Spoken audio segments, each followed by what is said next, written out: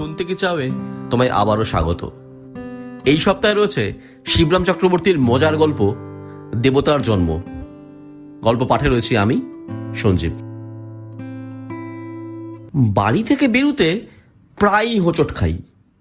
প্রথম পদক্ষেপেই পাথরটা তার অস্তিত্বের কথা প্রবলভাবে স্মরণ করিয়ে দেয়। কদিন ধরেই ভাবছি কি করা যায়। সেদিন বাড়ি থেকে বেরোবার আমার তেমন কোনো তাড়া ছিল না, অন্তত ওইরূপ তীরবেগে অকস্মাৎ ধাবিত হব এমন অভিপ্রায় ছিল না আদৌ। কিন্তু পাথরটার সংঘর্ষ আমার গতিবেগকে সহসা এত দ্রুত করে দিল যে অন্যদিক থেকে মোটর আসছে দেখেও আত্মসংবরণ করতে অক্ষম হলুম। কি ভাগ্যি ড্রাইভারটা ছিল হুঁশিয়ার, তাই রক্ষে। সেদিন থেকেই ভাবছি কি করা যায়। আমার জীবন পথের মাঝখানে সামান্য এক টুকরো পাথর যে এমন প্রতিদ্বন্দ্বী রূপে দেখা দেবে কোনোদিন এরূপ কল্পনা করিনি। তাছাড়া ক্রমশই এটা জীবন মরণের সমস্যা হয়ে উঠছে। কেননা ধাবমান মোটর চিরদিনই কিছু আমার আত্মস্খলনকে মার্জনার চোখে দেখবে এমন আশা আমি করতে পারি না। তাই ভাবছি একটা হেস্তনেস্ত হয়ে যাক, হয় ও থাকুক নয় আমি। ও থাকলে আমি বেশি দিন থাকবো কিনা সন্দেহস্থল। তাই যখন আমার থাকাটাই অন্তত আমার দিক থেকে বেশি বাঞ্ছনীয়, তখন একদা প্রাতঃকালে একটা কোদাল জোগাড় করে লেগে পড়তে হলো। একটা বড় গোছের নুড়ি, ওর সামান্য অংশই রাস্তার ওপর মাথা তুলেছিল। বহু পরিশ্রমের পর যখন ওটাকে সমলে উৎপাদন করতে পেরেছি, তখন মাথার ঘাম মুছে দেখি আমার চারিদিকে রীতিমতো জনতা। বেশ বুঝলাম এতক্ষণ এদেরই নীরব ও সরব সহানুভূতি আমার উদ্যমে উৎসাহ সঞ্চার করছিল। তাদের সকলের দিকে সপ্রশ্ন দৃষ্টিতে তাকিয়ে জিজ্ঞাসা করলাম, আপনারা কেউ চান এই পাথরটা? জনতার মধ্যে একটা চাঞ্চল্য দেখা গেল, কিন্তু কারো ঔৎসুক্য আছে কি নেই বোঝা গেল না। তাই আবার ঘোষণা করতে হলো, যদি দরকার থাকে নিতে পারেন, অনায়াসে নিতে পারেন। আমার শ্রম সার্থক বিবেচনা করবো এবং বলা বাহুল্য আমি খুশি হব। জনতার এক তরফ থেকে একজন এগিয়ে এসে জিজ্ঞাসা করলে, এটা খুঁড়ছিলেন কেন? কোনো স্বপ্ন টপ্ন পেয়েছেন নাকি? আমি লোকটার দিকে একটু তাকালাম, তারপর ঘাড় নেড়ে বললাম, না, যা ভাবছেন তা নয়। পাথরটাকে রাস্তার এক নিরাপদ কোণে স্থাপিত করা গেল, কিন্তু আমার কথায় যেন ওর প্রত্যয় হলো না। কয়েকবার আপন মনে মাথা নেড়ে সে আবার প্রশ্ন করলে, সত্যি বলছেন পাননি? প্রত্যাদেশ প্রত্যাদেশ? কিচ্ছু না। লোকটার কৌতূহলকে একেবারে দমিয়ে দিয়ে ওপরে এসে মাকে বললাম 2 কাপ চা তৈরি করতে। আমার জন্যই 2 কাপ। পাথরটার সঙ্গে ধস্তাধস্তিতে কাতর হয়ে পড়েছিলাম, প্রায় প্রস্তুতিভূত হয়ে গেছিলাম বলতে কি। এরপর প্রায় বাড়ি থেকে বেরুতে এবং বেরিয়ে ফিরতে নুইটার সঙ্গে সাক্ষাৎ হয়। অনেক সময় হয় না যখন অন্যমনস্ক থাকি। এখন ওকে আমি সর্বান্তকরণে মার্জনা করতে পেরেছি, কেননা আমাকে অপদস্থ করার ক্ষমতা ওর আর নেই। সে দৈব শক্তি ওর লোপ পেয়েছে। আমাদের মধ্যে একরকম হৃদ্যতা জন্মেছে এখন বলা যেতে পারে। এমন সময় অকস্মাৎ একদিন দেখলাম নুড়িটার কান্তি ফিরেছে। ধুলোবালি মুছে গিয়ে দিব্য চাকচিক্য দেখা দিয়েছে। যারা সকালে বিকালে হোস পাইপের রাস্তায় জল ছিটোয়, বোঝা গেল তাদেরই কারো স্নেহদৃষ্টি এর ওপর পড়েছিল। ওর চেহারা শ্রীবৃদ্ধি দেখে খুশি হলাম। ব্যাপার কিরকম বুঝছেন? হঠাৎ পেছন থেকে প্রশ্নাহত হয়ে ফিরে তাকালাম। সেদিনের সেই অনুসন্ধিৎস ভদ্রলোক। জিজ্ঞাসা করলাম, আপনি কি সেই থেকেই এখানে পাহাড় দিচ্ছেন নাকি? না কোনো প্রত্যাদেশ সত্যাদেশ পেলেন? না না, তা কেন, এই পথেই আমার যাতায়াত কি না। ভদ্রলোক কিঞ্চিত অপ্রস্তুত হন, কিন্তু অল্পক্ষণেই নিজেকে সামলে নিতে পারেন। নুড়িটা দেখছি আছে ঠিক, কেউ নেবে না, কি বলেন? প্রশ্নটা এইভাবে করলো যেন যেরকম দাম জিনিসটা পথে পড়ে আছে অমনার ভূভারতে কোথাও মেলে না, এবং ওর গুপ্তশত্রুর দল ওটাকে আত্মসাৎ করবার মতলবে ঘোরতর চক্রান্তে লিপ্ত। ছো মেনে লুফে নেবার তালে হাত বাড়িয়ে সবাই যেন লোলুপ। আমি তাকে সান্ত্বনা দিয়ে জানালাম, না না, আপনার যারা প্রতিদ্বন্দ্বী হতে পারত, সরকার বাহাদুর তাদের নিমন্ত্রণ করে নিয়ে গিয়ে রাঁচির অতিথিশালায় সযত্নে রেখে দিয়েছেন। তাছাড়া আপনি নিজেই যখন এদিকে কড়া নজর রেখেছেন, তখন তো চিন্তা করার কিছু দেখিনি। সে একটু হেসে বলল, আপনার যেমন কথা, দেখেছেন এদিকে কারো পূজা অর্চনা করে গেছে, ভালো করে নিরীক্ষণ করি, সত্যি দেখিনি তো। এক বেলার মধ্যেই কারা এসে পাথরটা সর্বাঙ্গে বেশ করে সিঁদুর লেপে দিয়ে গেছে। আমি আনন্দ প্রকাশ করে বললাম, ভালোই হয়েছে, এতদিনে তবু ওর কান্তি ফিরল এবং আরেকটি সমজদার জুটল। পাথরটার সমাদরে পুলকিত হওয়ার কথা, কিন্তু লোকটিকে বেশ ঈর্ষান্বিত দেখলাম। কপাল কুঁচকে সে বলল, সেই তো ভয়, সেই সমজদার না ইতিমধ্যে ওটিকে সরিয়ে ফেলে। পরদিন সকালে উঠে দেখি কোথাও পাথরটার চিহ্ন মাত্র নেই। ওর এই আকস্মিক অন্তর্ধানে আশ্চর্য হলাম খুব। কি ওটাকে নিয়ে গেল, কোথায় নিয়ে গেল, ইত্যকার নানাবিধ প্রশ্নের অযাচিত উদয় হলো, কিন্তু কোনো সঠিক সদুত্তর পাওয়া গেল না। পাথরটা নিরূপ অনুপস্থিতিতে এই পথ দিয়ে হরদম যাতায়াতকারী সেই লোকটির যে বেজায় প্রাণে ব্যথা পাবে অনুমান করা কঠিন নয়। এ কথা ভেবে লোকটার জন্য একটু দুঃখই জাগলো, কিংবা এই সেই তত্ত্ব জিজ্ঞাসুরই কর্মযোগ। অনেকদিন পরে পরে গলির মোড়ে অশ্বত্থতলা দিয়ে আসছি। ও হরি, এখানে নুড়িটাকে নিয়ে এসেছে যে। নুড়ির স্থূল অঙ্গটা গাছের গোড়ায় এমনভাবে পুঁতেছে যে উপরের উদ্ধৃত গোলাকার নিটল মসৃণ অংশ থেকে শিবলিঙ্গ বলে ওকে সন্দেহ হতে পারে। এই প্রয়োগ নৈপুণ্য যার, তাকে বাহাদুরি দিতে হয়। নুড়িটার চারিদিকে ফুল, বেলপাতা, আতপ চালের ছড়াছড়ি। সকালের দিকে এই পথে যেসব পুণ্যলোভী গঙ্গাস্নানে যায় তারাই ফেরার পথে সস্তায় পারলৌকিক পাথেয় সঞ্চয়ের সুবর্ণ সুযোগ রূপে একে গ্রহণ করেছে, সহজেই বোঝা গেল। যাই হোক, মহাসমারোহেই ইনি এখানে বিরাজ করছেন। অতঃপরের সমুজ্জ্বল ভবিষ্যৎ সম্বন্ধে কারো দুশ্চিন্তার আর কোনো কারণ নেই। নুড়িটার এই পদোন্নতিতে আন্তরিক খুশি হলাম। আমিই একদিন ওকে মুক্তি দিয়েছি, এখন সবাইকে ও মুক্তি বিতরণ করতে থাক। ওর গৌরবে সে তো আমারই গর্ব। পৃথিবীর বুকে ওর জন্মদাতা আমি, এই জন্য মনে মনে পিতৃত্বের একটা পুলক অনুভব না করে পারলাম না, এবং কায় মনোবাক্যে ওকে আশীর্বাদ করলাম। সেই লোকটাকে তার দেবতার সন্ধান দেব কিনা মাঝে মাঝে ভেবেছি। পতাকাটা তার সঙ্গে দেখা হয়েছে, কিন্তু পাথরটার কথা ও আর পারে না। পাথরটার পলায়নে ভেবেছিলাম ও মুহ্যমান হয়ে পড়বে, কিন্তু উল্টে ওকে প্রফুল্লই দেখেছি। এত বড় একটা বিচ্ছেদ বেদনা যখন ও কাটিয়ে উঠতে পেরেছে, তখন আর ওকে উতলা করে তোলায় কি লাভ। মাঝে মাঝে অশ্বত্থতলার পাশ দিয়েই বাড়ি ফিরি, লক্ষ্য করি দিনকের দিন নুড়িটার মর্যাদা বাড়ছে। একদিন দেখলাম গোটা কত সন্ন্যাসী এসে আস্তানা গেড়েছে। গাঁজার গন্ধ এবং বোম বোম শব্দের ঠেলায় ওখান দিয়ে নাক কান বাঁচিয়ে যাওয়া দুষ্কর। ঘ্রাণ এবং কর্ণেন্দ্রিয়ের ওপর দস্তুর মতো অত্যাচার। যখন সন্ন্যাসী জুটেছে তখন ভক্ত জুটতে দেরি হবে না, এবং ভক্তির আতিশায্য অনতিবিলম্বেই ইট কাঠের মূর্তি ধরে মন্দির রূপে অভ্রবেদী হয়ে দেখা দেবে। দেবতা যখন বিশেষভাবে বনদী হবেন এবং সর্বসাধারণের কাছ থেকে তার তরফে খাজনা আদায় করবার চিরস্থায়ী বন্দোবস্ত কায়েমি হয়ে দাঁড়াবে।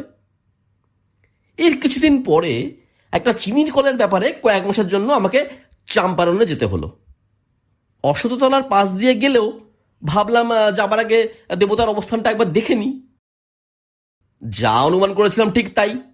সন্ন্যাসীর সমাগমে ভক্তের সমারোহ হয়েছে।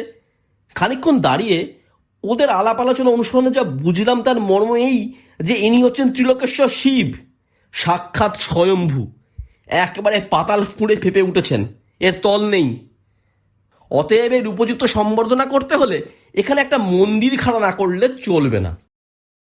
একবার বাসনা হলো ত্রিলোকেশ্বর শিবের নিস্তরতার ইতিহাস সবাইকে ডেকে বলে দিই, কিন্তু জীবন বীমা করা ছিল না, এবং ভক্তি কতটা ভয়াবহ হতে পারে জানতাম।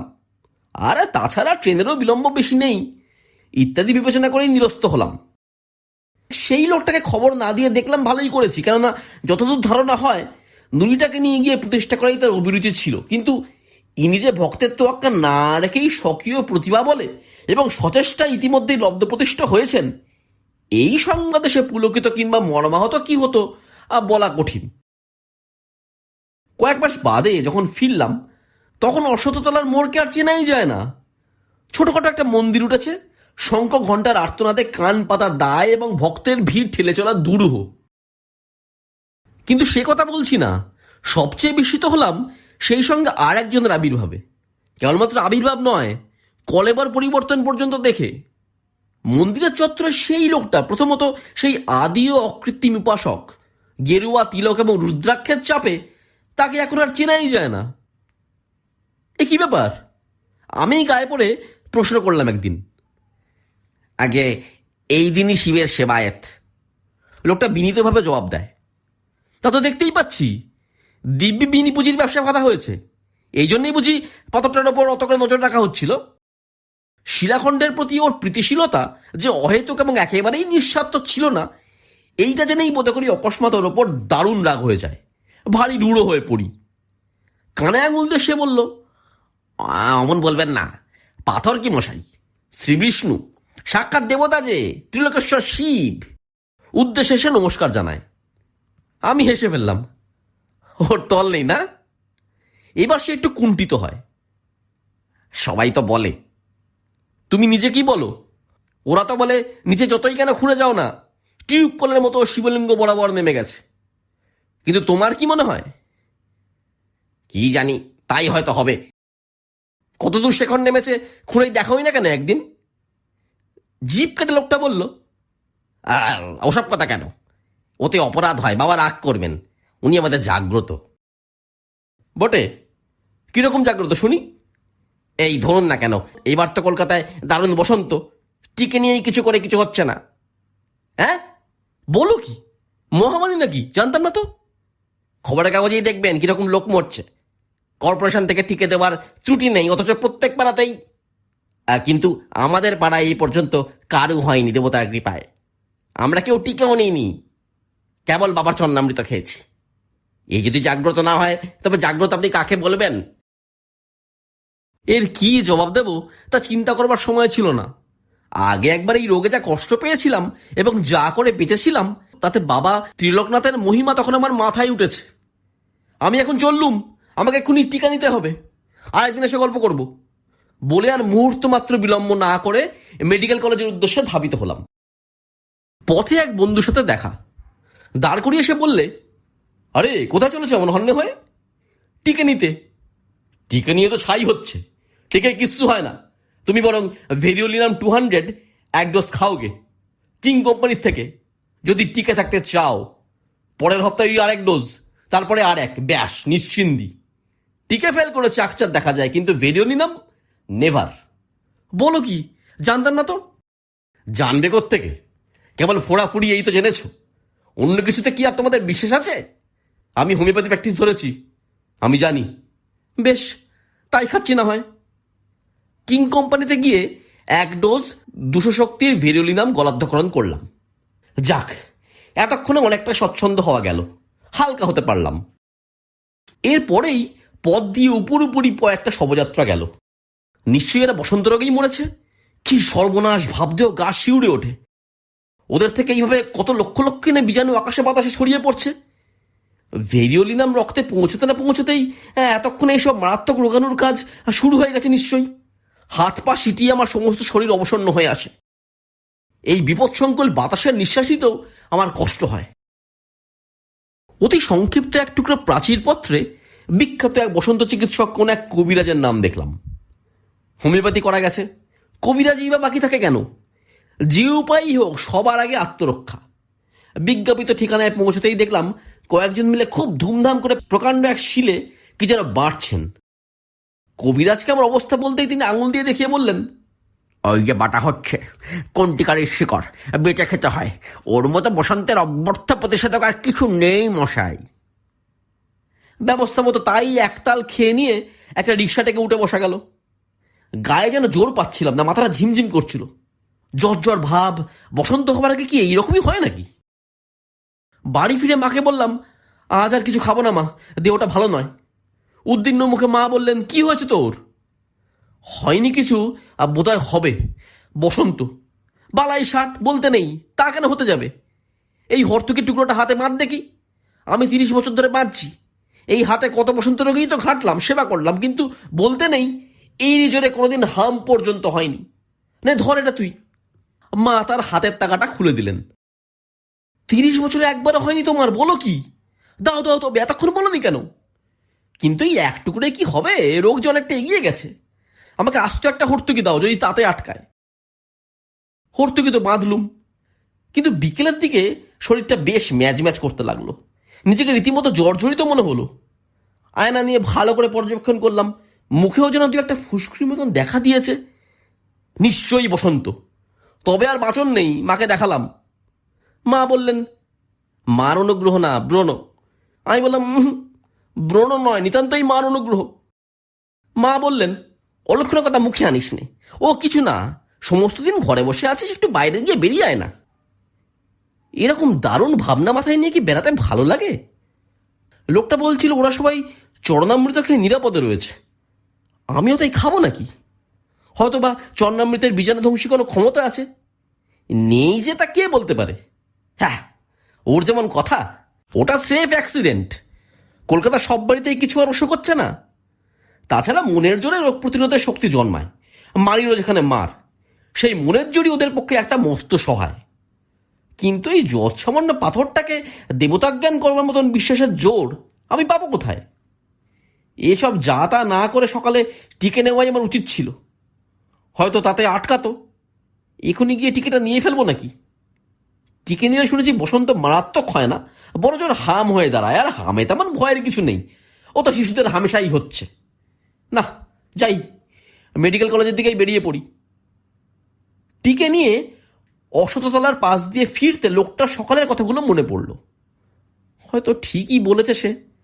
সত্যিই এক জায়গায় গিয়ে আর কোনো জবাব নেই, সেখানে রহস্যের কাছে মাথা নোয়াতেই হয়। এই তো আজ বেঁচে আছি, কিন্তু কাল যদি বসন্তে মারা যাই তখন কোথায় যাব?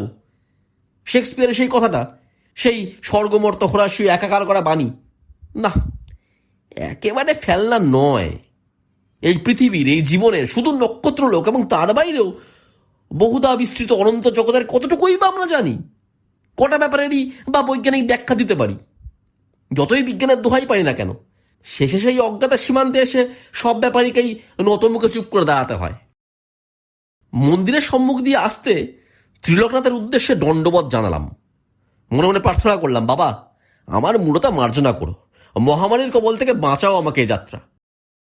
খানিক দূর এগিয়ে ফিরলাম আবার। না, দেবতাকে ফাঁকি দেওয়া কিছু নয়, মুখের ফুসকুড়িগুলো হাত দিয়ে আঁচ করা গেল। এগুলো ব্রণ না বসন্ত? এবার মাটিতে মাথা লুটিয়ে প্রণাম করলাম, বললাম, জয় বাবা তিলকনাথ, রক্ষা করো বাবা, বম বম। উঠে দাঁড়িয়ে চারদিক দেখলাম, কেউ দেখে ফেলেনি তো?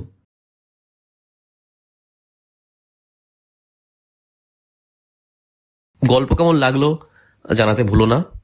ভালো লাগলে লাইক করো, প্রিয় মানুষের সাথে শেয়ার করো। চ্যানেলটা সাবস্ক্রাইব না করা থাকলে সাবস্ক্রাইব করে দিও। জলদি ফিরে আসবো আবার নতুন গল্প নিয়ে। ভালো থেকো।